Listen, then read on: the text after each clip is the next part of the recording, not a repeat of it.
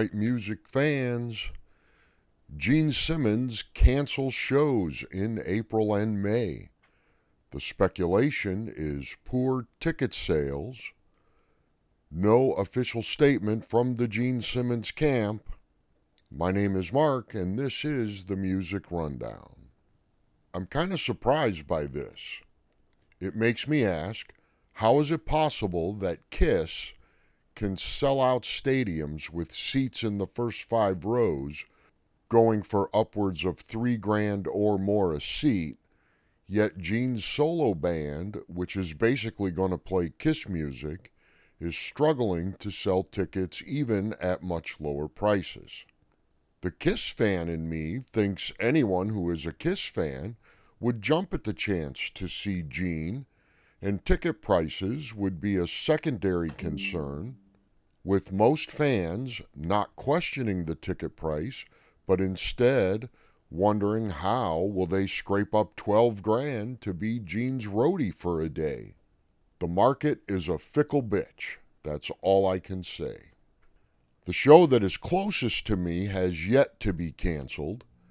I would have bought tickets for this as soon as they went on sale had I not had another commitment already scheduled for that day. Let's take a look at the available tickets to that show and compare that to some other shows at the same venue.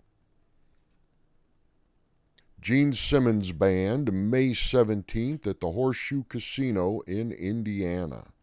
We can see it doesn't look like there's a lot of tickets have been sold. We'll scroll in. This front row seat is $355 plus fees. We have some resale tickets for $270. These seats back here, which are probably still good seats, $99. And then going further back, up in here in the center, still $99. And then way up here in the corner nosebleeds, looks like $70 all the way around. These are VIP suite tickets. Includes drinks for $209. One thing you'll see when we look at the other shows is I'm not sure what's going on with all these VIP seats, but this little section here seems to be the only one that's available. I find it hard to believe that these other sections of VIP tickets are all sold out. My guess is they're probably being held by the venue.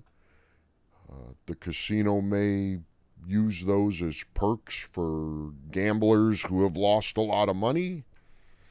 Here's a free VIP concert ticket for you. But anyway, let's look at some other shows at the same venue. Penn and Teller. This one's a week away. Oh, we should go back to Gene. The Gene Simmons show is about 2 months away, about 60 days. May the 17th. Penn and Teller. This show is only about a week away, and there are a bunch of seats sold for this one in this center section. Only single seats left. I've not actually been to this venue yet, but looking at the seat map, it doesn't look like there's a bad seat in the house. Ticket prices, $84. I think Gene's were $99 for this same section. $110 in the middle here, and there's nothing in this front section. But over on the side, this guy's about $121. Gene's tickets up in the front were $300-ish. Yeah, $355 for a lone front row seat, $244.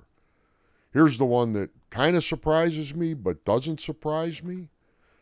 Smokey Robinson. This is the day after Penn and Teller.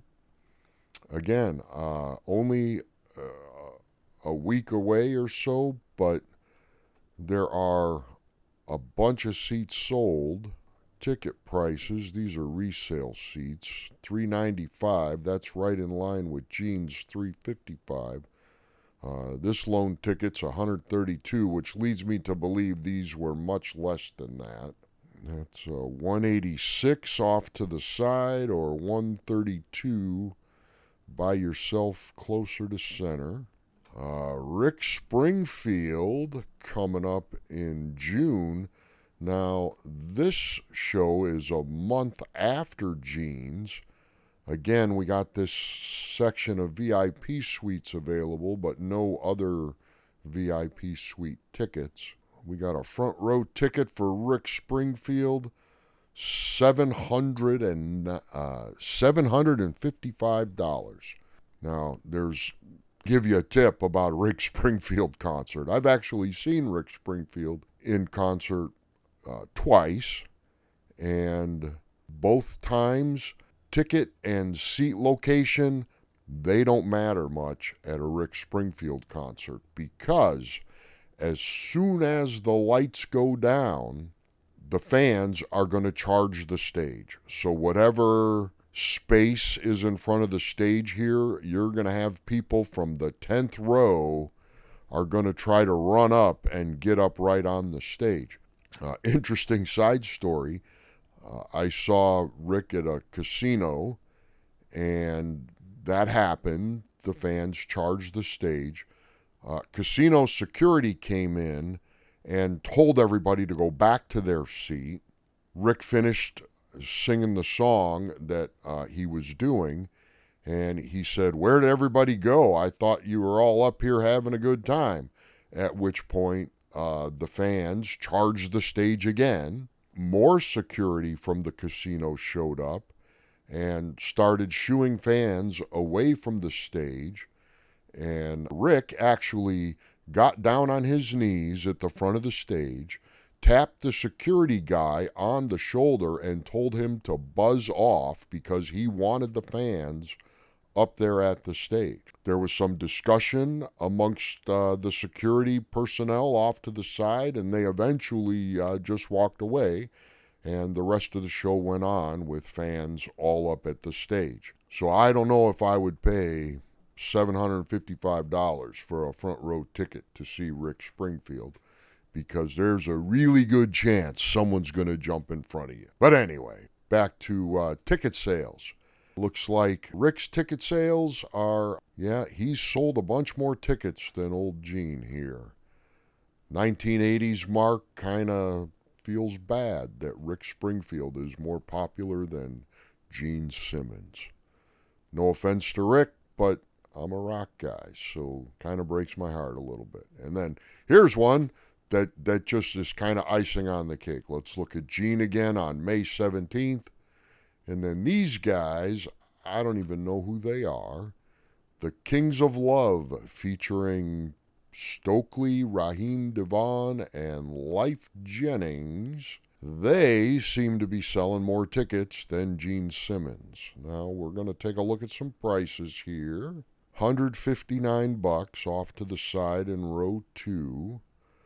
$154 center section single seat. So that might be, let's see this, $142 a piece for a pair of tickets back here. These resale seats are $200. I'm not sure anyone's going to buy those. $137 back here. These 4 seats, $89. I mean, the ticket prices here are close. These are what, $89? Gene was $99. There we go. $89 for this center section, a little further than midway back. Let's take a look at Gene's center section. Did I hit the same seat? Row L. JKL. It was K I was looking at. They're $99, so $10 more you can see Gene. And, these guys selling more tickets. So if ticket sales is the reason that old Gene here is canceling shows, I would say that this show here is probably at risk to be canceled. Now, we should say and be upfront that it's probably not Gene himself who is canceling shows. I would guess there's a good reason that he was told after the fact. There may have been something in the contract about if X amount of tickets are not sold by X number of days out from the start of the tour, any venue with less than this many tickets, those shows get canceled. I mean, it's never a good look for a band to cancel a bunch of shows. Unless, maybe if it was a medical thing where he needed a hip replacement or something and was going to be off for 2 months, that's a good reason to cancel shows. But poor ticket sales is never a good look to cancel shows. So there you have it. After looking through some other shows, all I can say is the market seems to prefer the brand over the people. And what we saw with our ticket comparison is artists whose brand was a solo identity seem to be faring better. This gives me a great idea for a video covering what's in a name.